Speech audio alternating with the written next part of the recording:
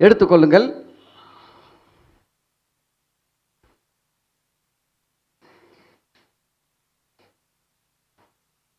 Okay, இந்த நாளிலும் கூட நம்ம இந்த இடத்துல ஆண்டவராகிய இயேசு கிறிஸ்து கல்வாரி சிலுவையில் மரிக்கும் பொழுது அவர் பேசிய 7 வார்த்தைகளிலிருந்து தியானித்து கொண்டிருக்கிறோம். ஆண்டவராகிய இயேசு கிறிஸ்து கல்வாரி சிலுவையில் மரித்தார். அவர் எந்த தவறும் செய்யவில்லை, அவர் எந்த குற்றமும் செய்யவில்லை.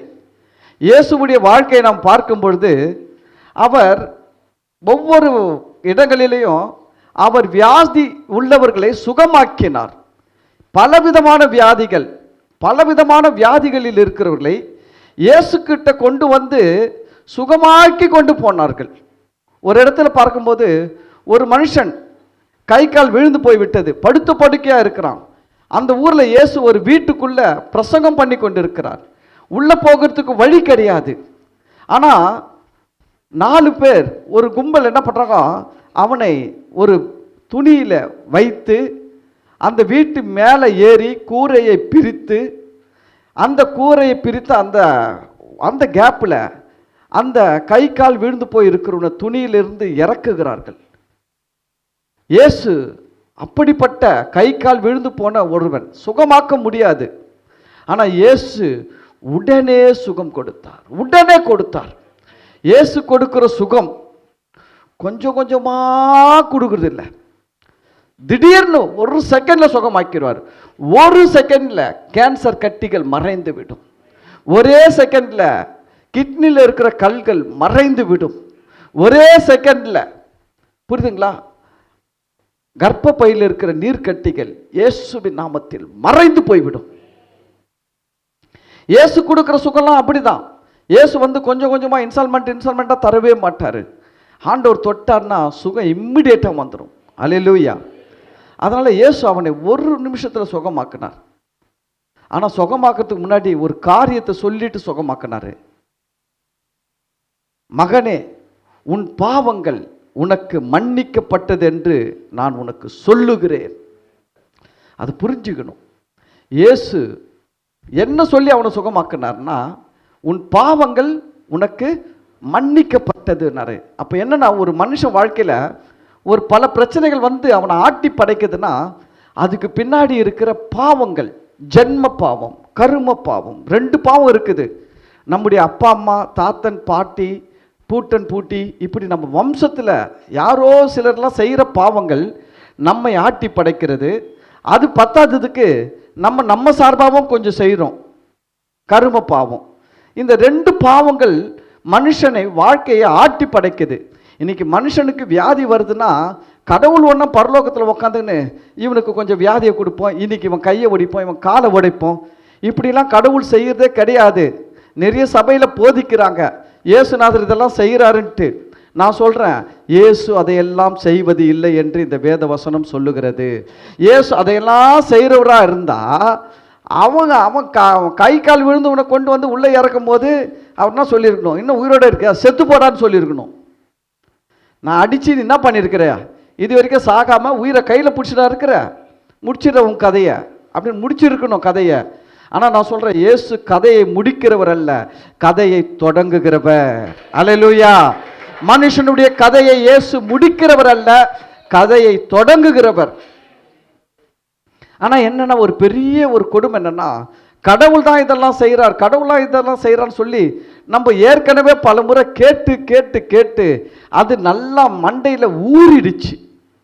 சொல்லுவாங்க தெரியுங்களா, மாற முடியலைங்க, தானா வந்துடுதுங்க. எப்படி வந்துடுதா? தானா வந்துடுதுங்க. சில நேரத்தில் பிள்ளைங்கள சில அம்மாங்க திட்டுருவாங்க, சனியனே. உடனே யாருன்னா பக்கத்தில் இருக்கிறவங்க கிறிஸ்துவங்க, நீ ரட்சிக்கப்பட்ட பொம்பளை தானே, இப்படி சொல்லாமா அப்படின்னு கேட்ட உடனே அது என்ன பண்ணுறது, அது அடி வந்துடுச்சு, அது வந்துடுச்சு அப்படின்றாங்க. பார்த்தீங்களா? நான் சொல்கிறேன், அது போல தான் நம்ம வாழ்க்கையில் பார்த்தீங்கன்னா, கவனிங்க, அப்படி வந்துடுச்சு. கடவுள் தான் கையை ஒடிக்கிறாரு, கடவுள் தான் காலை ஒடிக்கிறாரு, இப்படி இதெல்லாம் நல்லா ஊறி ஊறி ஊறி இயேசுக்கிட்ட வந்த உடனே என்ன வந்துச்சுன்னா, இயேசு தான் கையை ஒடிக்கிறாரு, இயேசு தான் காலை ஒடிக்கிறாரு, இயேசு தான் வேலையை என்ன பண்ணாரு, வேலையிலிருந்து தூக்குனாரு, இயேசு தான் பிஸ்னஸ் அழிச்சாரு, இயேசு தான் ஆக்சிடென்ட் கொடுத்தாரு, இயேசு தான் இதை அந்த என் மனைவியை எடுத்துக்கினாரு, இயேசு தான் என் கணவனை எடுத்துக்கினாரு, இயேசு தான் என் பிள்ளையை எடுத்துக்கினாரு. நான் கேட்குறேன், இல்லைங்க, ஆண்டவர் காப்பாற்றுகிற தெய்வம். இயேசு சொன்னாரு, நான் அழிக்கிறதற்கு வரவில்லை, ரட்சிக்கிறதற்கே வந்தேன். இயேசு எதுக்கு வந்தாரா? அழிக்கிறதற்கு வரவில்லை. அதை கவனிக்கணும். எதுக்கு வரலையா? நான் சொல்றேன், இயேசு அழிக்கிறவர், இயேசு சோதிக்கிறவர், இயேசு காலை ஒடிக்கிறவர், இயேசு கையை ஒடிக்கிறவர் நீங்க எழுதி வச்சிருந்தீங்கன்னா உங்க இருதயத்தில், நான் சொல்றேன், ரப்பர் எடுத்து அழிச்சிருங்க. இப்படி வச்சு சொல்லுங்க, நான் அழிச்சிட்டேன். சொல்லுங்க, நானே அழிச்சிட்டேன். இயேசு கெட்டவர், இயேசு கையை ஒடிக்கிறார், காலை ஒடிக்கிறார், விபத்தை தருகிறார், நோயை தருகிறார்ன்றதெல்லாம் என்ன பண்ணிட்டேன்? நான் அழிச்சிட்டேன் அப்படின்னு அழிச்சு போட்டுட்டுங்க. இயேசு அப்படி செய்கிறவர் அல்ல. ஏன்னா அப்படி செய்யணும்னா அவர் பரலோகத்தை விட்டு மனுஷனாக இறங்கி வந்திருக்க வேண்டிய அவசியமே இல்லை. அப்படி செய்யணும்னா அவர் ஏன் இறங்கி வரணும்? ஏன் சிலுவையில் தொங்கணும்? இயேசுவின் வாழ்க்கையை படிச்சு பாருங்க. அவர் எங்கேயுமே ஒரு மனுஷனுக்கு கூட வியாதியே தரல. வியாதியோடு வந்தவர்களை சுகமாக்கி இருக்கிறார். இந்த மனுஷனை பாருங்க, அவனை சொல்றாரு, உன் பாவங்கள் உனக்கு மன்னிக்கப்பட்டது என்று சொல்லுகிறேன். பாவம் மன்னிக்கப்பட்டா நான் சொல்றேன், உங்கள் வாழ்க்கை நல்லா மாறிவிடும். இந்த உலகத்தில் ஒரு மனுஷனுடைய ஜென்ம பாவத்துக்காகவும் கர்ம பாவத்துக்காகவும் உயிரை கொடுத்திருக்கிற ஒரே தெய்வம், பலியாகி இருக்கிற ஒரே தெய்வம் ஆண்டவராகிய இயேசு கிறிஸ்து மட்டும்தான். அதை நம்ம புரிஞ்சுக்கணும். இயேசுவை ஏன் வணங்குறோம்? ஆசீர்வதிப்பார்க்க, அது ஒரு பகுதி தான். ஆசீர்வதிப்பார்ன்றது ஒரு பகுதி, மெயின் ரோடு அது கிடையாது. மெயின் ரோடு இதுதான். ஆசீர்வதிப்பார்ன்றது ஒரு ரோடு, கண்டிப்பாக ஆசீர்வதிப்பார். இயேசுவை வணங்குறவங்கள இயேசு ஆசீர்வதிக்காமல் விட மாட்டார். நான் சொல்கிறேன், நல்லா வைப்பார். இயேசுவை ஏன் அவங்க வணங்குறீங்க? சுகமாக இருக்கலாங்க, இந்த வியாதி நீங்கி கொஞ்சம் சுகமாக இருக்கலாம். கண்டிப்பாக சுகம் தருவார். உங்களை பலவீனத்தில் வைக்க மாட்டார். உங்களுக்கு காண்டா மிருகத்துக்கு ஒத்த பலன் உண்டு என்று வார்த்தை சொல்லுகிறபடியே உங்கள் மாம்சத்துக்கு காண்டா மிருகத்துக்கு ஒத்த பலனை தருவார். ஆமென். காண்டா மிருகத்துக்கு ஒத்த பலனை தருவார். அது உண்டு உங்களுக்கு. ஆனால் அது மெயின் ரோடு கிடையாது. நிறைய சைடு ரோடு இருக்குது. அது மாதிரி நிறைய ரோடுங்க இருக்குது. சுகம் தருவார், சமாதானம் தருவார், சந்தோஷம் தருவார், எல்லாம் தருவார். எல்லாத்தை விட மெயினானது என்ன தெரியுங்களா? ஒரு மனுஷனை ஆட்டி படைக்கிறது. இன்னைக்கு மனுஷனுக்கு வர்ற ஒவ்வொரு பிரச்சனைகளுக்கும், ஒவ்வொரு நாச மோசங்களுக்கும், ஒவ்வொரு அழிவுகளுக்கும் காரணம் என்னன்னா பாவம். ஜென்ம பாவம், கரும பாவம் என்று ரெண்டு பாவம் அவனை ஆட்டி படைத்து கொண்டிருக்கிறது. இந்த பாவத்திலிருந்து அவனை விடுதலையாக்க தான் இயேசு கல்வாரி சிலுவையில் தொங்கினார், ஜீவனை கொடுத்தார், ரத்தம் சிந்தினார். அல்லேலூயா. இப்படி அவர் தொங்கும் போது அவர் பேசின 4வது வார்த்தைக்கு நேராக போகலாம். மத்தேயு 27வது அதிகாரம் 45வது வசனம், 46வது வசனம், 47வது வசனம். நீங்கள் பைபிள் எடுத்துகிட்டு வந்திருந்தீங்கன்னா உங்கள் பைபிளில் திறந்து படிக்க கற்றுக்கொள்ளுங்கள். இங்கே டிவியில் போடுறாங்க, அது பைபிள் எடுத்துன்னு வராதவங்க பார்க்கட்டும். நீங்கள் டிவியே பார்த்து பார்த்து பழகிடாதீங்க. ஆமென். ஏன்னா அது உங்களுக்கு பைபிளில் எந்த அதிகாரம் எங்கே இருக்குதுன்னு உங்களுக்கு தனிப்பட்ட முறையில் தெரியணும். நீங்கள் இப்படியே பழகிட்டீங்கன்னா நாளைக்கு எங்கன்னா யாருன்னா எதனா சொன்னாங்கன்னா பேபேன்னு முழிப்பீங்க. நாளைக்கு சப்போஸ் டிவி கரண்ட்டு இல்லை, வேலை செய்யலைன்னா பைபிள் எடுத்து படிக்கிறது உங்களுக்கு கஷ்டமாயிடும். அதனால் படிங்க. மத்தேயு 27:45 நான் படிக்கிறேன். 6ஆம் மணி நேரம் முதல் 9ஆம் மணி நேரம் வரைக்கும் பூமி எங்கும் அந்தகாரம் உண்டாயிற்று. 9ஆம் மணி நேரத்தில் இயேசு ஏலி ஏலி லாமா சபக்தானி என்று மிகுந்த சத்தமிட்டு கூப்பிட்டார். அதற்கு என் தேவனே என் தேவனே ஏன் என்னை கைவிட்டீர் என்று அர்த்தமாம். அங்கே நின்றவர்களில் சிலர் அதை கேட்ட பொழுது இவன் எலியாவை கூப்பிடுகிறான் என்றார்கள். அல்லேலூயா, அல்லேலூயா. இதே சம்பவத்தை நம்ம மார்க்கில் படிக்கலாம். மார்க்கு 15வது அதிகாரம் 33வது வசனம், 34வது வசனம், 35வது வசனம். மார்க்கு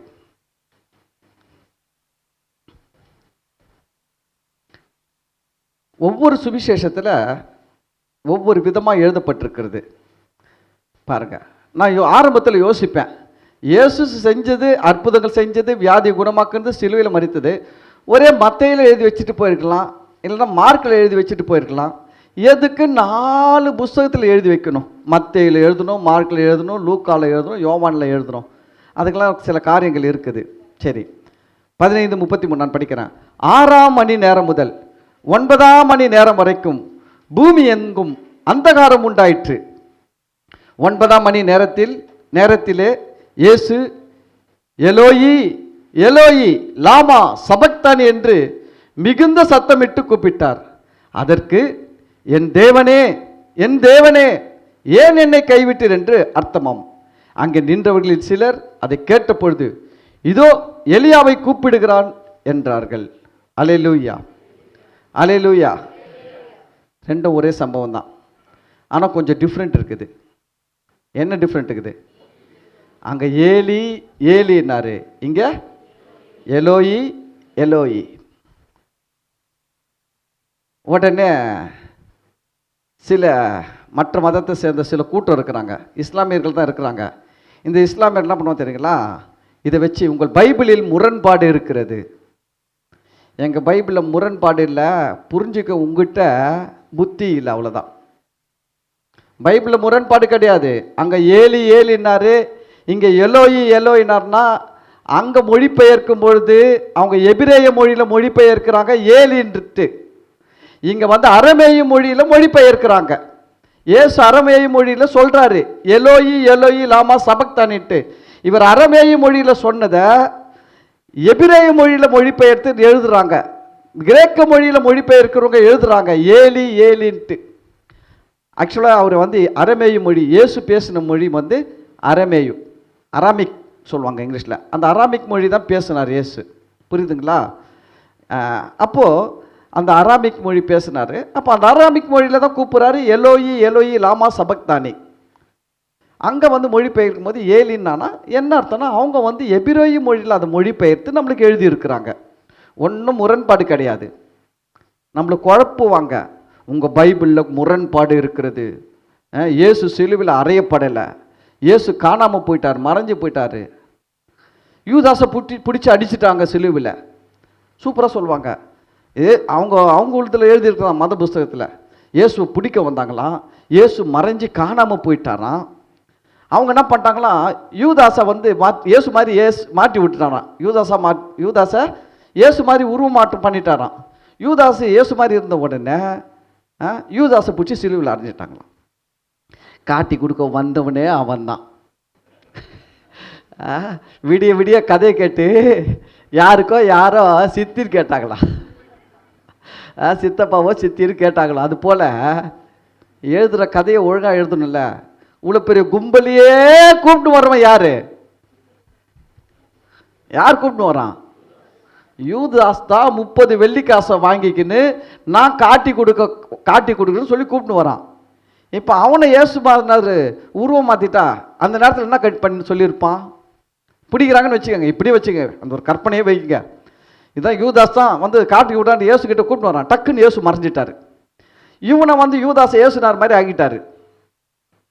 இப்போ அவன் திரும்பியோ நீ தான் இயேசுநாதன் பிடிச்சிட்டான்னு வச்சுக்கோங்க, என்ன சொல்லியிருப்பான்?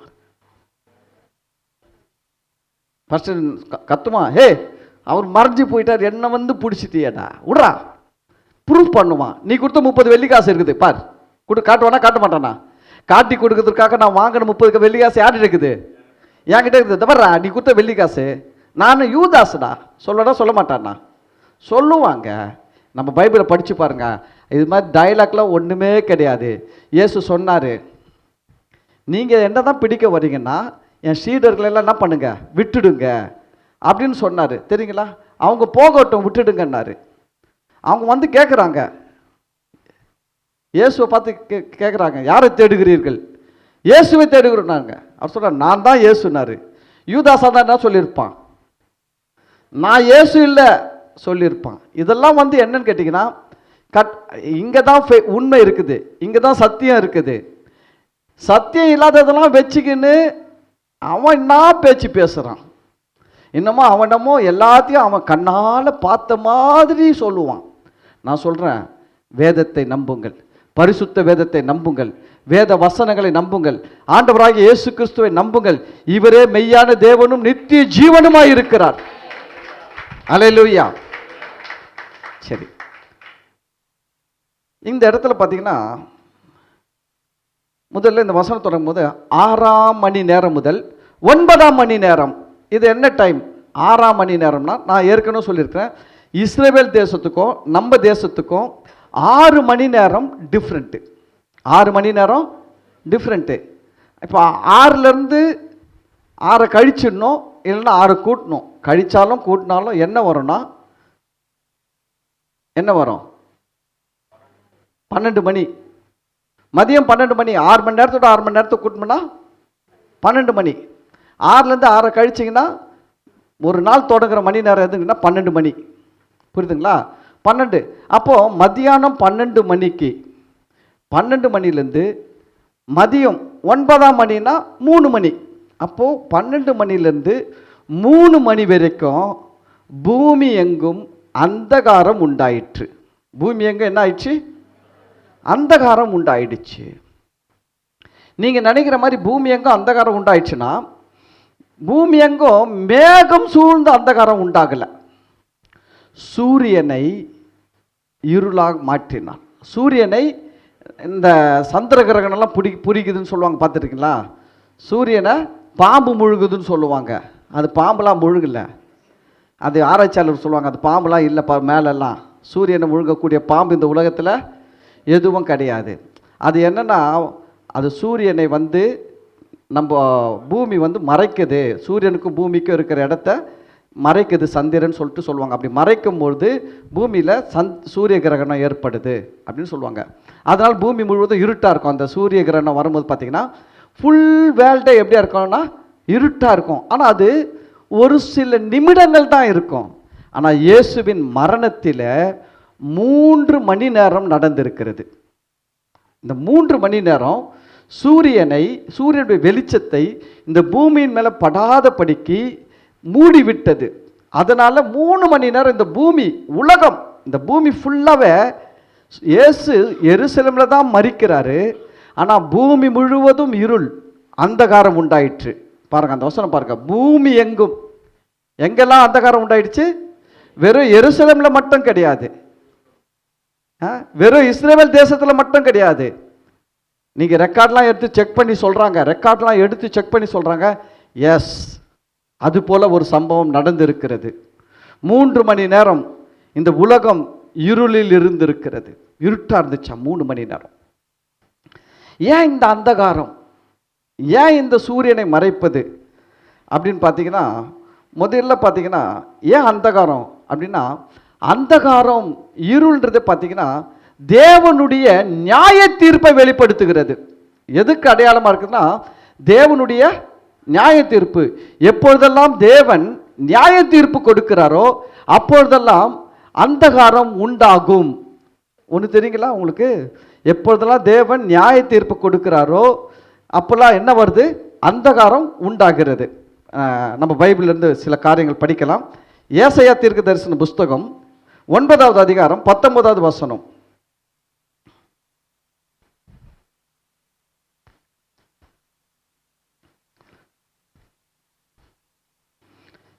ஒன்பதாவது அதிகாரம் 19வது வசனம். சேனைகளின் கர்த்தருடைய சினத்தால் தேசம் அந்தகாரப்பட்டு ஜனங்கள் அக்கினிக்கு இரையாவார்கள், ஒருவனும் தன் சகோதரனை தப்ப விடான்.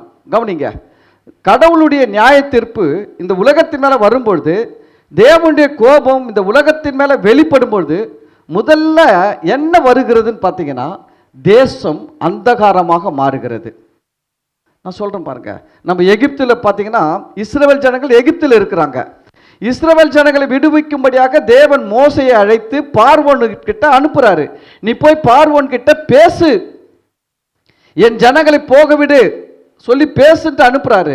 ஆண்டவர் அங்கே போய் அந்த மோசையை போய் பேசும்பொழுது அந்த பார்வோன் ஜனங்களை விடாமல் இருக்கிறான், விடமாட்டேன்றான்.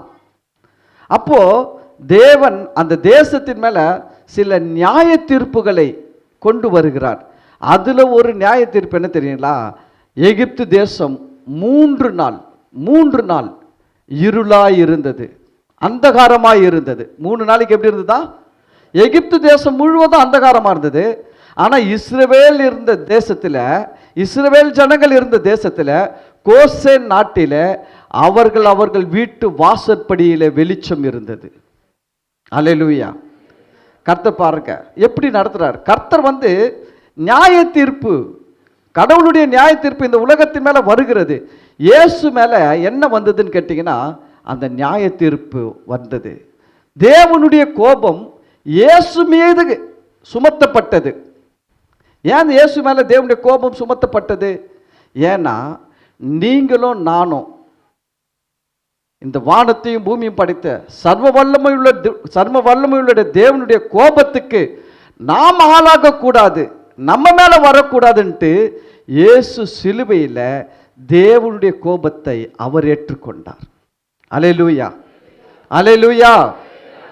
நான் சொல்றேன், இயேசுவை ஏற்றுக்கொண்ட உங்கள் மேல தேவன் கோபமாய் இல்லை. உங்கள் மீது தேவன் கோபமாய் இல்லை. ஆமென். பக்கத்து கை கொடுத்து சொல்லுங்க, உங்க மேல தேவன் கோபமா இல்ல, இல்ல, இல்லவே இல்லை. ஏன்னா இந்த ஒரு நல்ல காரியத்தை புரிஞ்சுக்கங்க. இன்னைக்கு நிறைய கிறிஸ்தவர்கள் எதுல வாழ்ந்து கொண்டு இருக்கிறாங்கன்னா, தேவன் என் மேல கோபமா இருக்கிறாரு, அதனால்தான் என் குடும்பத்தில் இதெல்லாம் நடக்குது, நான் ஏதோ செஞ்சிட்டேன், நான் ஏதோ பண்ணிட்டேன், நான் செய்யக்கூடாததை செஞ்சிட்டேன், இல்லைன்னா செய்ய வேண்டியதை செய்யல, அதனால் தேவன் எப்படி இருக்கிறாரு, என் மேல கோபமா இருக்கிறாரு, அதுக்கு தான் எனக்கு ஒரு வேலை கிடைக்கல. தேவன் என் மேல கோபமா இருக்கிறாரு, அதுக்கு தான் இருந்த வேலை போயிடுச்சு.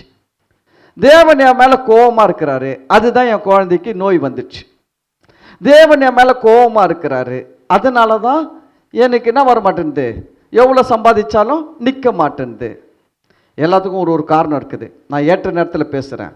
ஆனால் ஒன்று சொல்ல விரும்புகிறேன், தேவன் உங்கள் மீது கோபமாக இல்லை. ஃபஸ்ட்டு உங்கள் மனசில் அப்படிப்பட்ட ஒரு எண்ணம் இருந்தால் அதை முதல்ல எடுத்து போடுங்க. நம்ம மனுஷன் தான் பாருங்களேன், ஒரு வியாதி வந்த உடனே நம்முடைய முதல்ல எண்ணம் என்ன வருது, நான் ஏதோ செஞ்சுருக்கிறேன், நான் ஏதோ செய்யலை, அதனால் தேவன் என் மேலே கோபமாக இருக்கிறாரு. அந்த கோபத்தை எப்படி காட்டுறாரு, இந்த வியாதியை கொடுத்து காட்டுறாரு. இல்லவே இல்லைங்க. இயேசு சிலுவையில் தேவனுடைய எல்லா கோபத்தையும் தன்மேல் ஏற்றுக்கொண்டார். ஏன்னா அவரை நம்புகிறவர்கள் மேல தேவனுடைய கோபம் வரக்கூடாது அப்படின்றதுக்காக இயேசு சிலுவையில் நம்ம மேல வர வேண்டிய கோபம், தேவனுடைய கோபம், நம்ம மேல வர வேண்டிய தண்டனைகளை, நம்ம மேல வர வேண்டிய நியாய தீர்ப்புகளை இயேசு சிலுவையில் ஏற்றுக்கொண்டார். இப்போ நீங்க எங்க இருக்கிறீங்க தெரியுங்களா? அவருடைய செட்டைகளின் கீழே இருக்கிறீங்க. அல்லேலூயா, அல்லேலூயா. பாருங்க, ஒரு பறவை இருக்குது, அதோடைய குட்டிகள்லாம் இருக்குது. இந்த பறவை இப்படி சட்டையை விரிச்சிடுச்சு, குட்டிகளாக போய் சட்டை கீழே நின்றுடுச்சு. மழை பெய்யுது, ஆனால் குட்டிகள் நனையாது. எதுதான் நனையுது?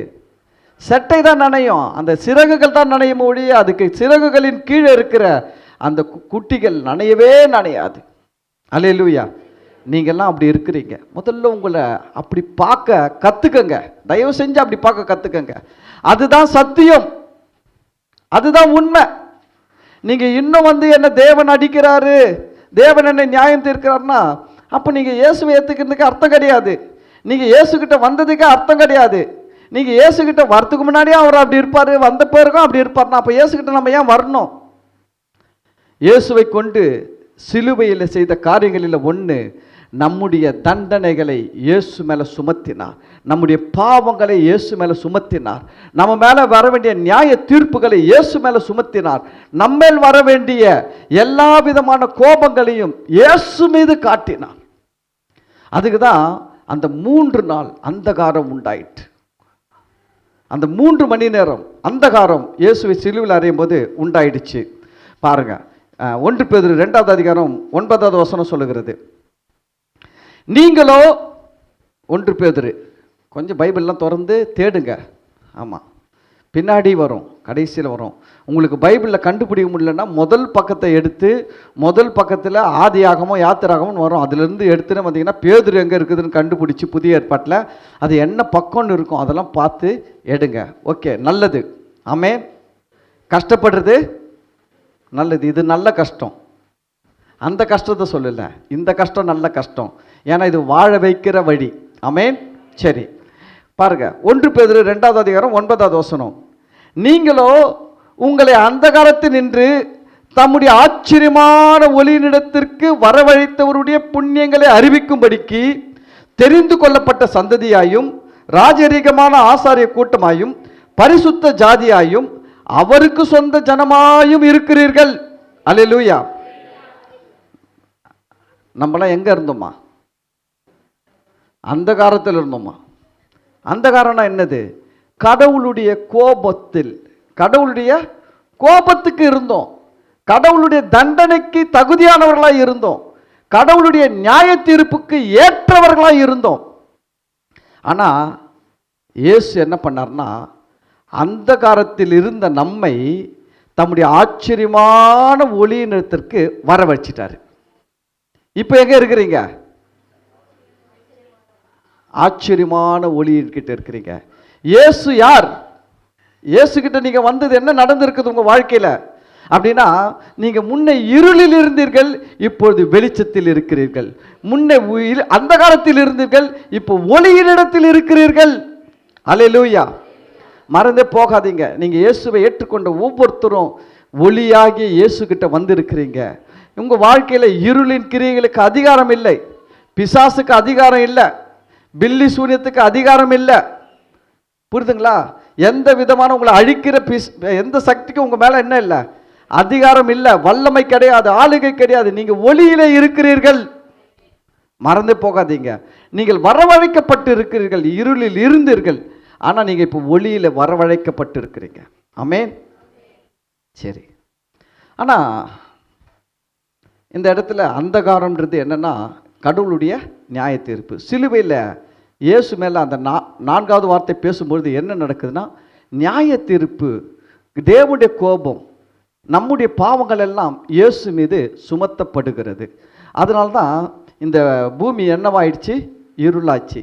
இந்த இருள் எப்படி இருள் அடைந்தது அப்படின்னு பார்க்கும்போது பாருங்க, லூக்கா 23வது அதிகாரம் 44வது வசனம் 45வது வசனம். எப்படி இருள் வந்ததுன்ட்டு அங்கே நல்லா தெளிவாக எழுதுறாரு, லூக்கா எழுதுறாரு. இந்த 2 இடத்துல பார்த்தீங்கன்னா மத்தேயுலையும் மார்க்லையும் என்ன எழுதி இருக்கிறாங்க அப்படின்னா பூமி இருள் அடைந்ததுன்னு சொல்லி இருக்குது. ஆனால் இங்கே பாருங்க, இன்னும் கொஞ்சம் கூட விலக்கி எழுதுறாரு. அப்பொழுது லூக்கா 23வது அதிகாரம் 44வது வசனத்திலிருந்து, அப்பொழுது ஏறக்குறைய 6ஆம் மணி நேரமாய் இருந்தது, 9ஆம் மணி நேரம் வரைக்கும் பூமி எங்கும் அந்தகாரம் உண்டாயிற்று. 3 பேர் எழுதுறாங்க. மத்தேயு எழுதுறாரு, மார்க் எழுதுறாரு, லூக்கா எழுதுறாரு. 3 பேர் எழுதுறாங்க. டைமிங் பாருங்க, கரெக்டாக சொல்றாங்க.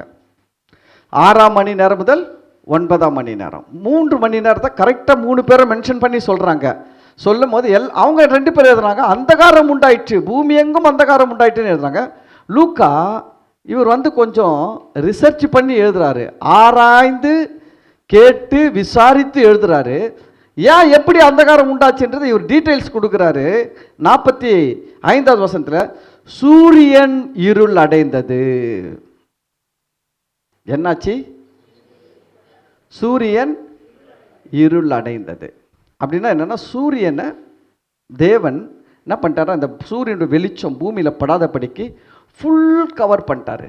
3 மணி நேரம் அந்த சூரிய வெளிச்சம் பூமியின் மேலே படாதபடிக்கு ஃபுல் கவர் பண்ணிட்டாரு.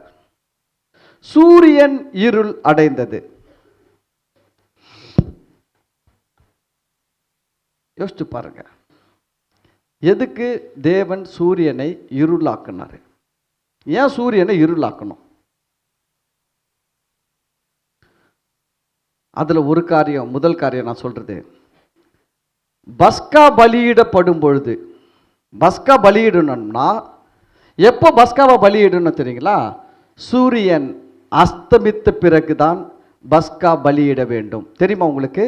அந்த எகிப்து தேசத்தில் தேவன் கொடுக்கிற கட்டளைகளை நான் காட்டுறேன் பாருங்க, வாங்க. உபாகமம் 16வது அதிகாரம் 6வது வசனத்தில் சொல்றாரு பாருங்க.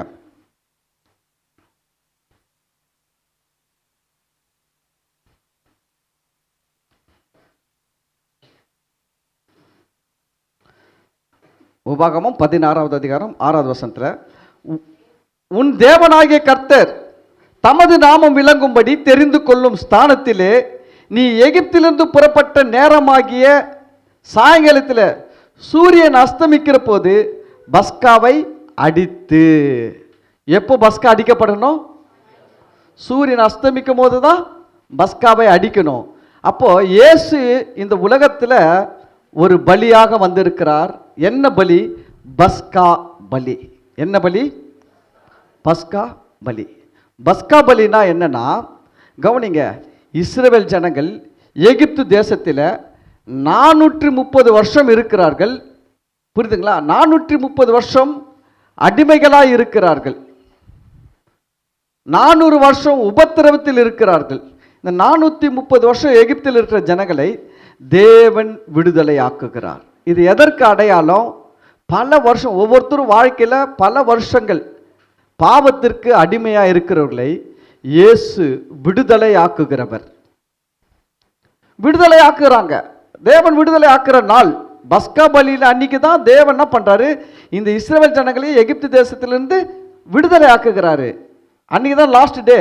இன்னைக்கு நைட்டு புறப்பட போறாங்கன்னா, இன்னைக்கு நைட்டு புறப்படுறதுக்கு முன்னாடி சாயங்காலத்தில் சூரியன் அஸ்தமித்த பின்பு ஆண்டவர் சொல்றாரு, ஒவ்வொரு வீட்டுக்கு எத்தனை பேர் இருக்கிறாங்களோ அது போல, நிறைய பேர் இருந்தால் பெரிய ஆடு, கொஞ்சம் பேர் இருந்தால் சின்ன ஆடு, அது போல பஸ்கா பலி என்ன பண்ணோம்? ஆட்டை பலி செலுத்தி அந்த ரத்தத்தை எடுத்து நிலக்கால்கள் மேலே பூசிட்டு வீட்டில் இருக்கிற எல்லாரும் அதை எப்படி சாப்பிடணும்லாம் சொல்றாரு. கசப்பான கீரையோடு, பக்கத்தில் திராட்சை ரசத்தோடு இந்த பஸ்கா பலியை என்ன பண்ணணும்?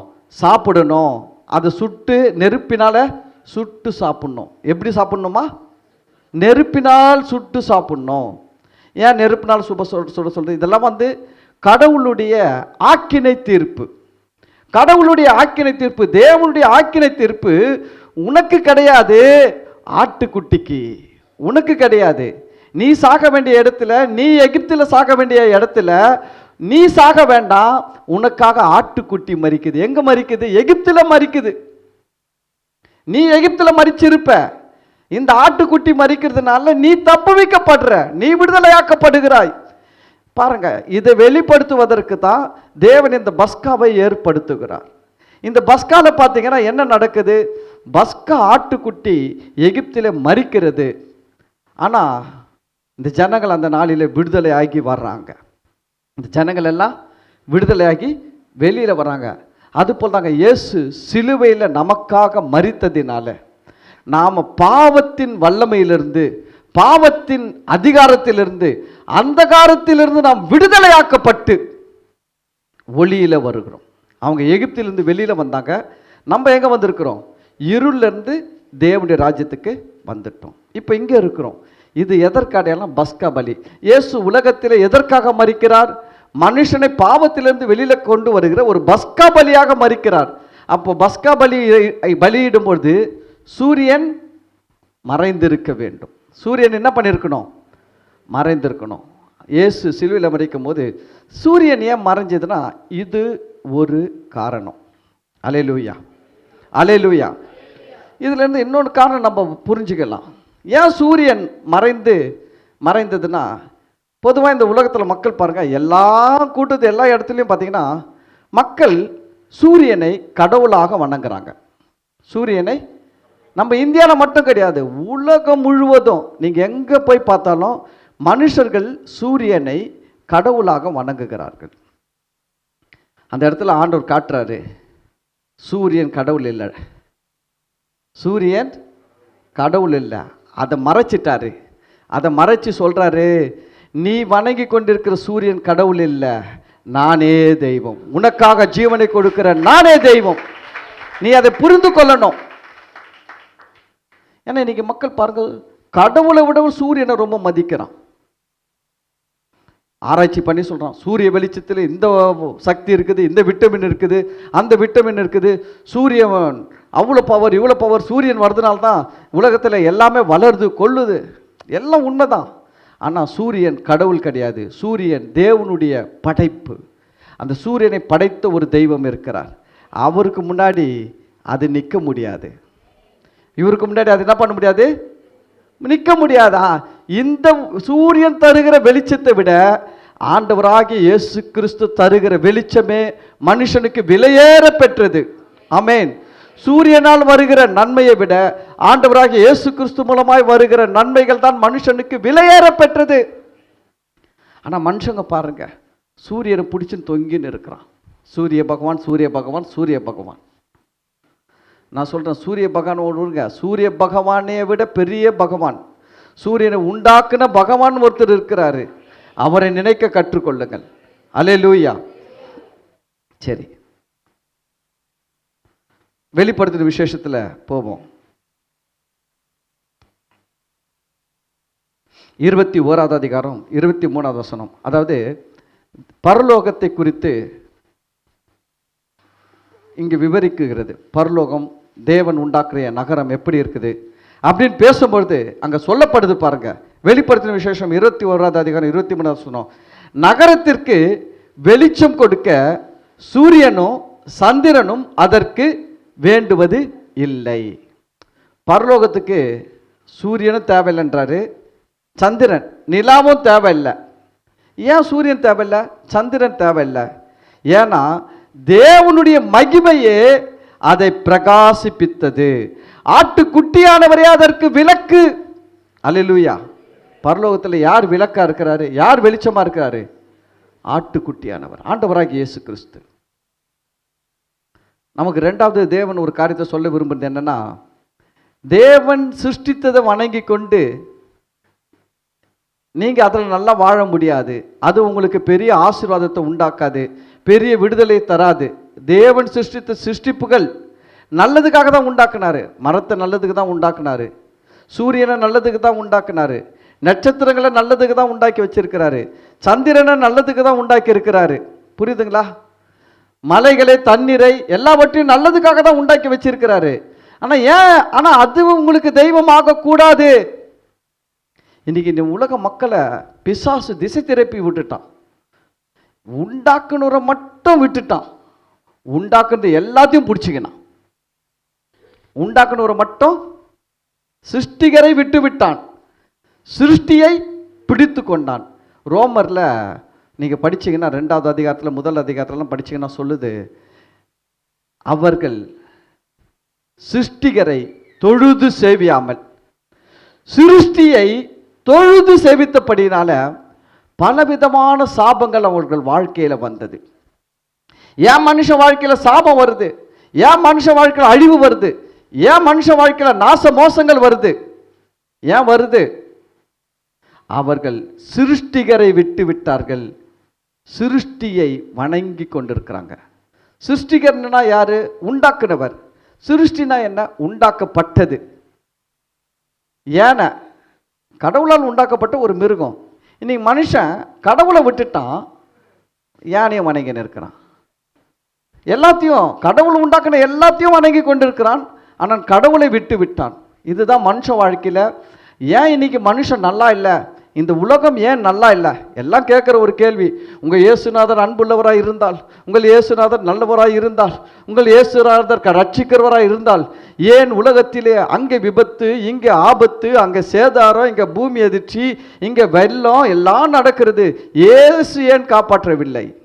ஒரே பதில், நீ இயேசுவை வணங்காமல் இயேசு உண்டாக்கினவைகளை வணங்கி கொண்டிருக்கிறபடினால் இதெல்லாம் உனக்கு நடந்து கொண்டிருக்கிறது.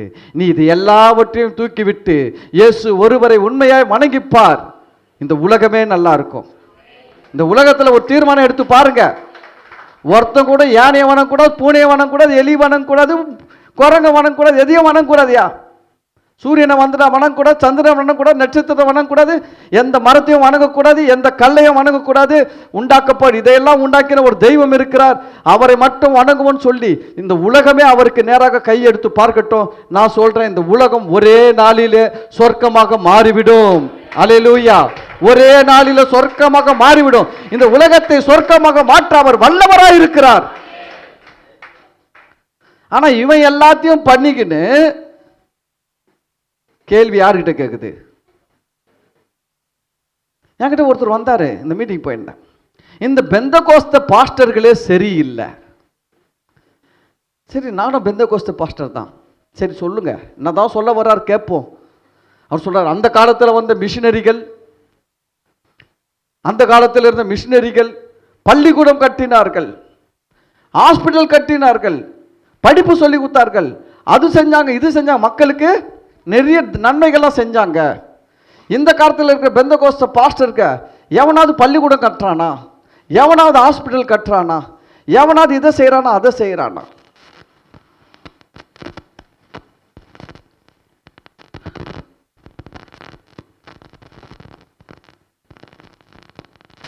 ஓகே, நான் சொன்னது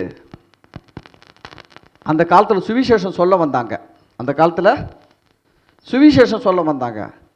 அவனுக்கு இயேசுவை பற்றி முழுசாக சொல்லணும்னா கேட்குற பொறுமை அவனுக்கு கிடையாது, புரிஞ்சுக்கிற தன்மை கிடையாது.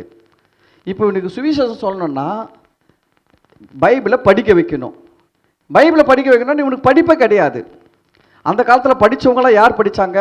பிராமணர்கள் தான் படிக்கணும், செட்டியார்கள் தான் படிக்கணும், தெரியுங்களா?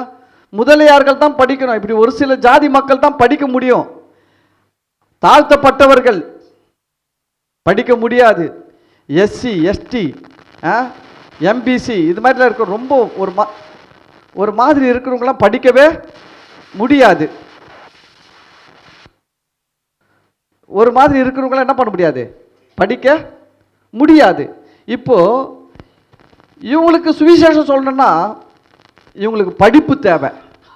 ஆனால் அன்னைக்கு இருந்த கவர்மெண்ட் படிப்பை கொடுக்கவில்லை. அதனால் மிஷினரிகள் என்ன பண்ணாங்கன்னா பள்ளிக்கூடங்களை வச்சு படிக்க வச்சு இவனுக்கு 4 எழுத்து சொல்லி கொடுத்து அதுக்கு பின்னாடி இயேசுவை பற்றி சொன்னாங்க.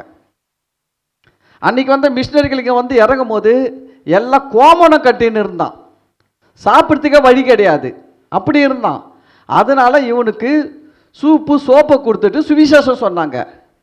இன்னைக்கு இருக்கிறவங்க அப்படியா இருக்கிறாங்க? சொல்லுங்க, இன்னைக்கு அப்படியா இருக்கிறாங்க? கிடையாது. மக்கள் நல்லா இருக்கிறாங்க. அப்போ நம்ம தான தர்மம்லாம் பண்ணக்கூடாது. ஆனால் பண்ணலாம், தப்பு கிடையாது. நம்ம ஏழைகள், திக்கற்றவர்கள், கைவிடப்பட்டவர்களுக்கு உதவி செய்வது நல்லது தான். அது இல்லைன்னு சொல்லக்குள்ள செய்யக்கூடாதுன்னு சொல்லலை, அது செய்யணும், கிறிஸ்துவனுடைய கடமை தான்.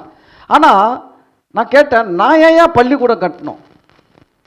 இப்போ நான் ஒரு பாஸ்டர், என்கிட்ட நீங்கள் ஒரு 3 கோடி கொடுத்தீங்கன்னா நான் ஹாஸ்பிட்டலும் கட்ட மாட்டேன், பள்ளிக்கூடமும் கட்ட மாட்டேன், சர்ச்சு தான் கட்டுவேன்.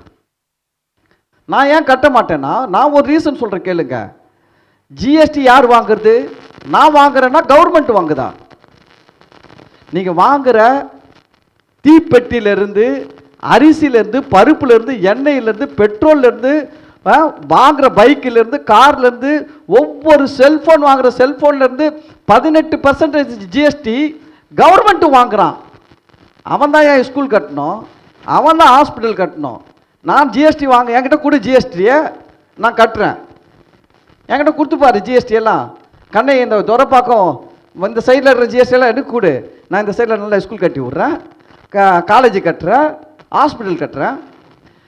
ஏன் ஜிஎஸ்டி எல்லாம் வாங்கி நீ போட்டு கொள்ளை அடித்து சுவிஸ் பேங்கில் போட்டு கள்ள நோட்டாக வச்சுப்பீங்க.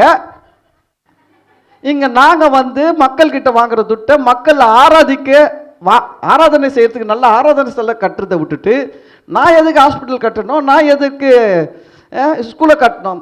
பிசாசு அந்த அளவுக்கு வேலை செய்கிறான், சாத்தான் வேலை செய்கிறான். பாருங்க எப்படி வேலை செய்கிறான். சர்ச்செலாம் மோசம், பாஸ்டர்லாம் மோசம், கெட்டுவங்க. சர்ச்செலாம் என்ன பண்ணுறாங்க, ஹாஸ்பிட்டல் கட்டல, சர்ச்சா கட்டின்னு போகிறாங்க. கண்ணு பிடிக்கல பிசாசுக்கு, சர்ச்சா கட்டுன்னு போகிறாங்க, பெரிய பெரிய சர்ச்சா கட்டுறாங்க. இன்னும் அதிகமாக தான் கட்டுவோம்.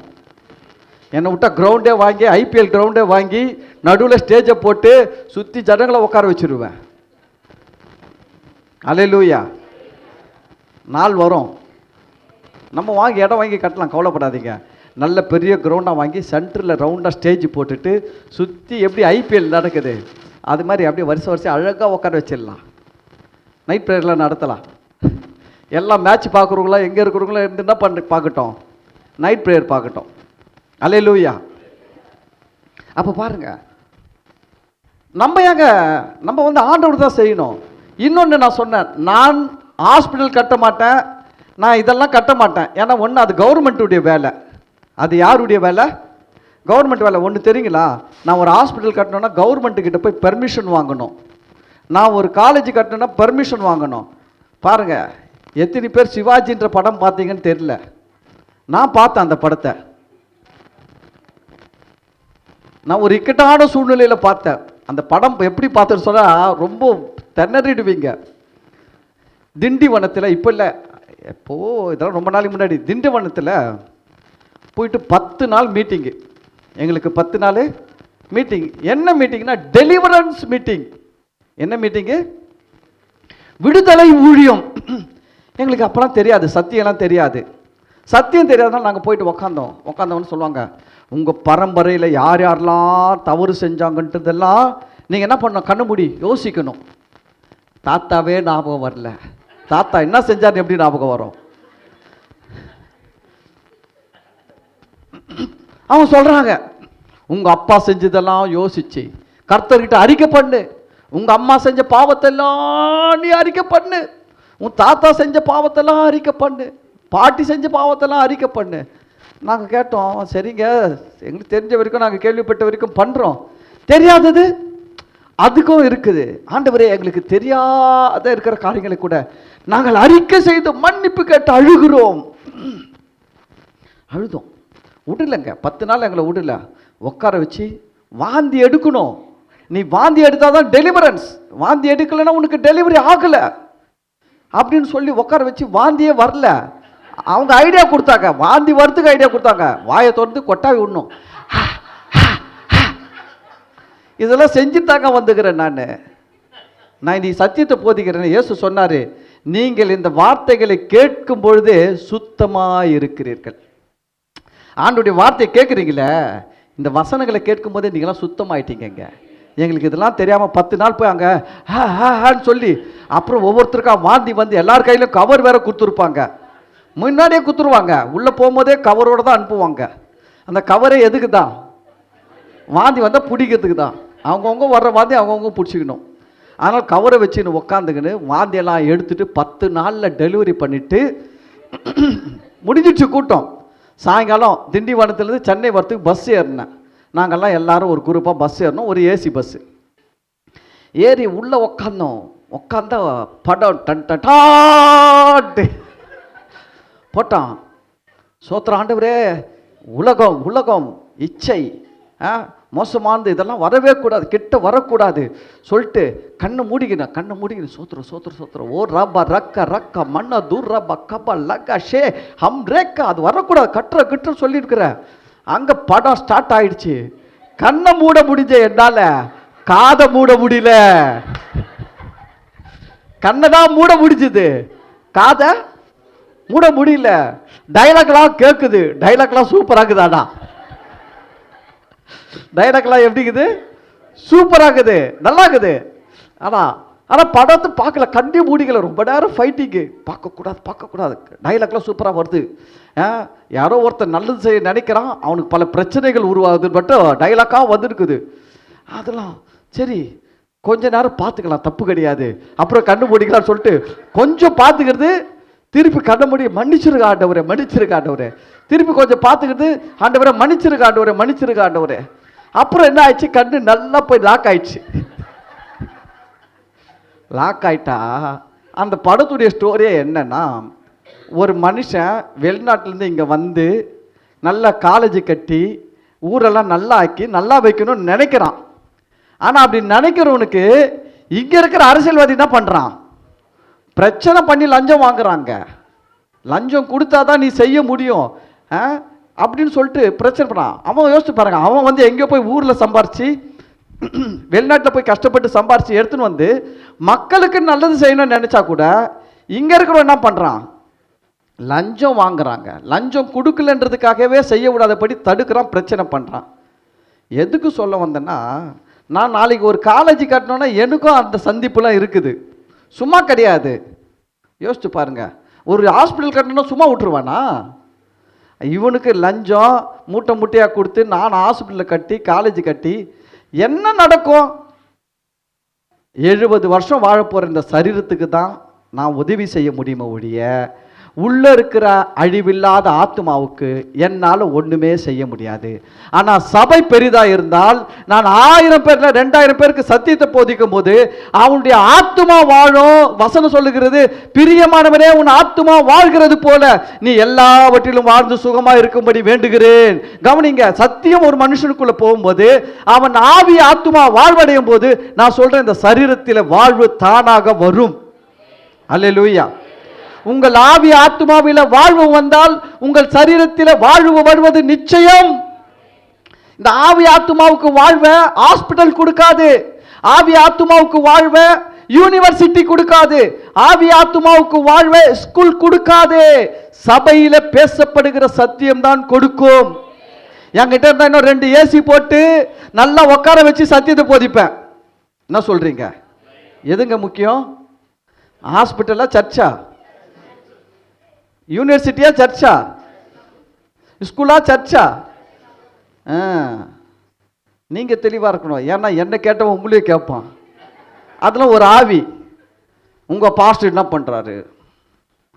உங்க பாஸ்டர் எத்தனை ஏழைங்களுக்கு என்ன செஞ்சாரு? நீங்க சொல்லணும், எங்க பாஸ்டர் கிட்ட வந்தா ஏழைய பணக்காரன் ஆக்கிடுவாரு. ஏழைக்கு சோறு போட்டு அனுப்ப மாட்டாரு. ஏழைக்கு சோறு போட்டு அனுப்புனா 10 வருஷம் நீங்கள் ஏழைக்கு சோறு போட்டாலும் ஏழையாக தான் இருப்பான். 10 வருஷம் சத்தியத்தை போதிச்சிங்கன்னா 10 வருஷம் கழித்து பார்த்தா அவன் 4 ஏழைகளுக்கு உதவி செய்யக்கூடிய நிலைமையில் இருப்பான். எதுங்க வாழ்வு? ஏழைக்கு சோறு போடுறது வாழ்வு கிடையாதுங்க. சத்தியத்தையும் போதிச்சு சத்தியத்தின் மூலம் விசுவாசம் தைரியத்தை போதிக்கிறது தாங்க அவனுக்கு வாழ்வு. அல்லேலூயா. நம்ம சர்ச்சை என்ன பண்ணுது? நம்ம சபை சத்தியம் போதிக்கும் சபை. பால் பவுடர் கொடுக்கிற சபை அல்ல இது. அரிசி கொடுக்கிற சபை அல்ல இது. ஹலோ, அரிசி யார் வேணாலும் வாங்கலாம், ஆனா சத்தியம் யாரும் வாங்க முடியாது. ஒரு நாள் போய் கஷ்டப்பட்டோம்னா 5 கிலோ அரிசி வாங்கிடலாங்க. 5 கிலோ அரிசி வாங்கினா 10 நாள் சந்தோஷமா இருக்கலாம், சாப்பிடலாம். ஆனா சத்தியம் உள்ள போச்சுன்னு வச்சுக்கோங்க, உங்கள் ஆவி ஆத்துமா அழிவில்லாத ரட்சிப்பை பெற்றுக்கொள்ளும். உங்கள் ஆவி ஆத்துமாவில் தேவனுடைய வல்லமை இறங்கும். நீங்க நல்லா இருப்பீங்க. எவ்வளவு பேர்கிட்ட பணம் இருக்குதுங்க, நிம்மதி இல்லை. எவ்வளவு பேர்கிட்ட எவ்வளவு வசதி இருக்குது, நம்பிக்கை இல்லை. ஏன் வாழ்றோன்னு தெரியல. என்ன எதுக்காக வாழ்ந்துட்டு இருக்கிறோம், எது கடவுளும் புரியல. ஒரே குழப்பத்தை ஓடி இருக்கிறான். ஆனா இங்க சத்தியம் போதிக்கப்படும் போது நீங்க நல்ல தெளிவா இருக்கிறீங்க, ஒரு விசுவாசத்துல வளர்றீங்க, தைரியத்துல வளர்றீங்க. ஆமேன். அப்போ பணம் எதுக்கு முக்கியம்? ஸ்கூல் கட்டுறதுக்கு முக்கியமா, சர்ச்சு கட்டுறது முக்கியமா? நான் சொல்றேன், கொஞ்சம் மனநிலையெல்லாம் மாத்துங்க. உங்களுக்குள்ள அப்படி இருந்ததுன்னா முதல்ல உங்க மனசை சரி பண்ணுங்க. சொட்டையெல்லாம் கொஞ்சம் தட்டி கொஞ்சம் நல்லா மாத்துங்க. சொல்லுங்க, உங்க மனசை பார்த்தே சொல்லுங்க, டேய் மனசே, ஸ்கூலை விட சத்தியமே பெருசு இல்லை, ஹாஸ்பிட்டலை விட வேத வசனம் போதிக்கிற இடம் தான் பெருசு. அதெல்லாம் நம்ம பக்கத்தில் இடம் வாங்கணும், பின்னாடி இடம் வாங்கணும், நல்லா கட்டணும், இன்னும் நிறைய மக்களை உட்கார வச்சு நடத்தணும்னு விரும்புகிறோம். ஆமென். சரி, அப்போ இயேசு சிலுவையில் என் தேவனே என் தேவனே ஏன் என்னை கைவிட்டு அப்படின்னு சொன்னது காரணம் என்னன்னா, நம்முடைய பாவங்கள் எல்லாம் அவர் மேலே சுமத்தப்பட்டது. நம்ம மேலே வர வேண்டிய நீதி நியாய தீர்ப்புகள் அவர் சுமந்து கொண்டார். நம்ம மேலே வர வேண்டிய தேவ கோபாக்கினை அவர் மேலே வந்தது. பஸ்கா ஆட்டுக்குட்டி மரிக்கும் பொழுது சூரியன் அஸ்தமித்து இருக்கணும், சூரிய வெளிச்சம் இந்த பூமியில் இருக்கக்கூடாது, மறைஞ்சு இருக்கணும். ஏன்னா சூரியன் அல்ல கடவுள், இயேசுவே கடவுள் என்று நிரூபிக்கிறதுக்காக. அல்லேலூயா, அல்லேலூயா. ஆனா என்ன ஒண்ணு, அந்த அன்னைக்கும் ஒரு சிலர் இருந்தாங்க. அங்கே நின்றவர்களில் சிலர் 47வது வசனம் 37 மத்தேயு 27:47 அங்கே நின்றவர்களில் சிலர் அதை கேட்டபொழுது இவன் எலியாவை கூப்பிடுகிறான். தப்பா புரிஞ்சுக்கினான். எப்படி புரிஞ்சுக்கிறாங்க?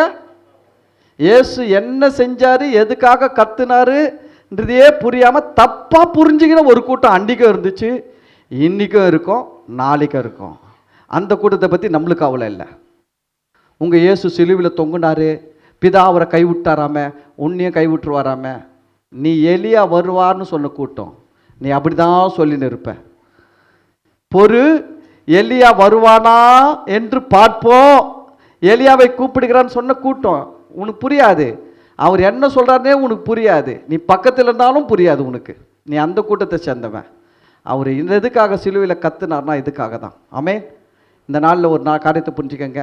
ஆண்டவராக இயேசு கிறிஸ்து உங்களுடைய எல்லா விதமான தண்டனைகளையும் நியாய தீர்ப்புகளையும் உங்கள் மேலே வர வேண்டிய தேவனுடைய கோபங்களையும் தன்மேல் ஏற்றுக்கொண்டு சிலுவையில் மரித்திருக்கிறார். ஆமென்.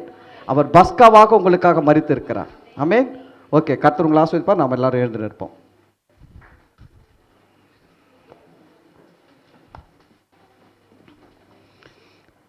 ஓகே, நம் கண்களை மூடி ஜெபிக்கலாம். ஸ்தோத்திர ஆண்டவரே, இந்த நாளிலும் கூட இந்த ஆராதனையில் ஆண்டவரே நாங்கள் இந்த வேதத்தின் வார்த்தைகள் மூலமாக பார்த்தோம். ஆண்டவரே, பூமி எங்கும் அந்தகாரம் உண்டாயிற்று. இயேசு சிலுவையில் தொங்கும்போது என் தேவனே என் தேவனே ஏன் என்னை கைவிட்டீர் என்று அவர் கூப்பிடுவதற்கு ஒரு நோக்கம் உண்டு. எல்லாத்துக்குமே ஒரு அர்த்தம் உண்டு.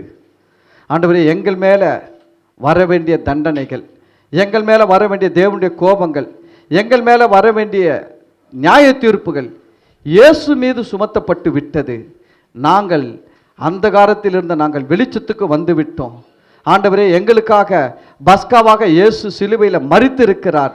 ஆண்டவரே, இந்த உலகத்திற்கு நன்மை செய்கிற உம்முடைய சிருஷ்டிப்புகள் தெய்வம் அல்ல, நீரே தெய்வம் என்று நாங்கள் பார்த்து இருக்கிறோம். ஆண்டவரே, இந்த காரியங்கள் எல்லாம் ஒவ்வொருத்தரும் புரிந்து கொள்ளணும். உம்மை அதிகமாய் நேசிக்கணும், உம்மை அதிகமாய் கனம் பண்ணணும். ஆண்டவரே, உம்முடைய உறவில் அதிகமாக வளரணும். பிள்ளைகளுக்கு கிருபை உண்டாகட்டும்.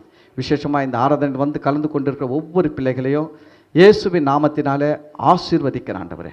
இயேசுவின் நாமத்திலே ஆசீர்வதிக்கிறேன் ஆண்டவரே. அப்பா, ஆவிக்குரிய ஆசீர்வாதத்தினாலும் பொருளாதார ஆசீர்வாதத்தினாலும் சரீர சுகமாகிய ஆசீர்வாதத்தினாலும் இந்த பிள்ளைகள் ஒவ்வொரு நாளும் ஆண்டவரே விருத்தி அடையட்டும் என்று சொல்லுகிறேன். நடுப்பகல் வரைக்கும் அதிகமாய் பிரகாசிக்கிற சூரிய வெளிச்சத்தை போல பிள்ளைகளின் வாழ்க்கையில நன்மைகள் ஒவ்வொரு நாளும் பெருகட்டும் என்று ஆசீர்வதிக்கிறேன். என் ஜீவன் உள்ள நாளெல்லாம் நன்மையும் கிருபையும் என்னை தொடரும். நான் கர்த்தருடைய வீட்டிலே நீடித்த நாட்களாய் நிலைத்திருப்பேன் என்ற வார்த்தையின்படி ஆண்டவரே, இந்த பிள்ளைகளின் வாழ்க்கையில் இந்த வாரம் முழுவதும் நன்மையும் கிருபையும் இவர்களை தொடரட்டும். உம்மில் நிலைத்திருந்து கனி கொடுக்கட்டும்.